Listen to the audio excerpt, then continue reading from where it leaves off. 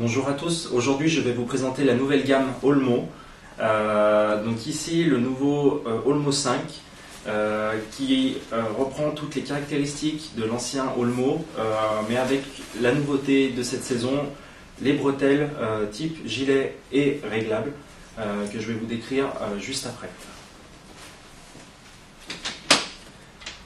Donc le Olmo 12 litres, 560 grammes de légèreté, ergonomique, stable et confortable et ultra accessorisé. Donc sur l'avant on retrouve le portage de deux porte-bidons. Donc ici deux bidons 750 ml, compatibles aussi avec des soft flasks.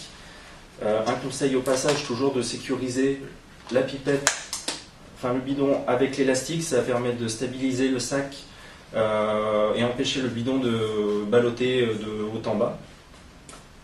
On retrouve à l'avant le porte-bâton breveté Red Light, donc qui permet de venir glisser ces bâtons pliables sur l'avant et ce sans enlever le sac. Donc c'est un gain de temps, de praticité et de stabilité pendant la course. On a toujours un bâton diagonal sur l'arrière, je vais vous présenter après. Donc après on a toujours des petites poches mèches sur les côtés pour mettre des gels, des barres, tout ce qu'on a besoin pendant la course. Donc intérieur, extérieur et puis des poches zippées sur les sommets bretelles. On retrouve un rappel de charge pour les longues distances et pour soulager le dos de la charge. Le sac est compatible aussi avec le paquet avant, donc on a les boucles de fixation sur le sommet bretelle et au fond pour la stabilité.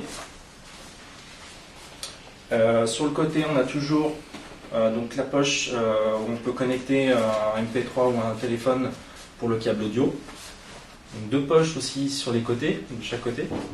Le nouveau système réglable triangle qu'on vient serrer. Donc après, on ajuste. S'il y a encore du surplus de sang, on peut venir ranger dans le petit renfoncement. La nouveauté, c'est aussi la pectorale. Donc, on a deux pectorales qui permettent de porter le sac sans les bidons. Ou si on préfère mettre des accessoires à la place. Le sac est aussi compatible avec une poche à eau, donc suivant les préférences. Donc voilà, le sac tient toujours avec la pectorale.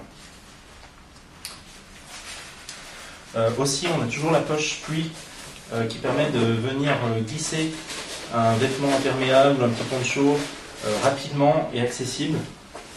Donc c'est une poche vraiment pratique, accessible et rapide. Le dos, on retrouve un dos avec des textiles confortables et respirants pour laisser passer l'air. Au niveau de la forme, donc on l'a aussi un petit peu modifié, donc on est toujours large sur le bas pour la stabilité. Et le volume a été revu plus en hauteur pour la répartition de la charge.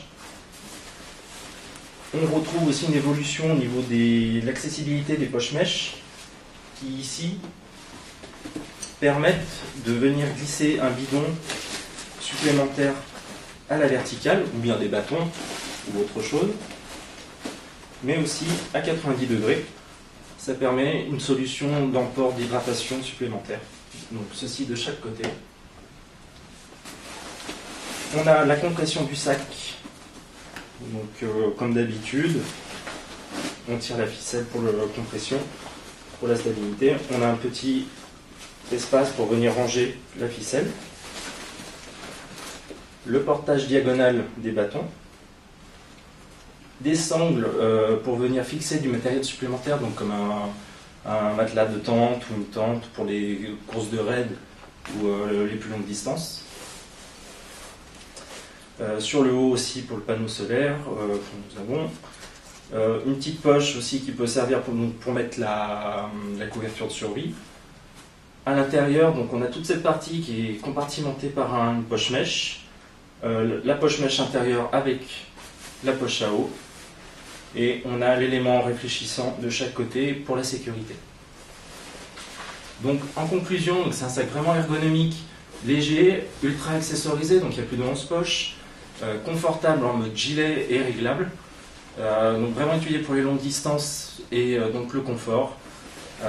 Donc voilà, merci de m'avoir écouté et à bientôt sur les chemins de trail.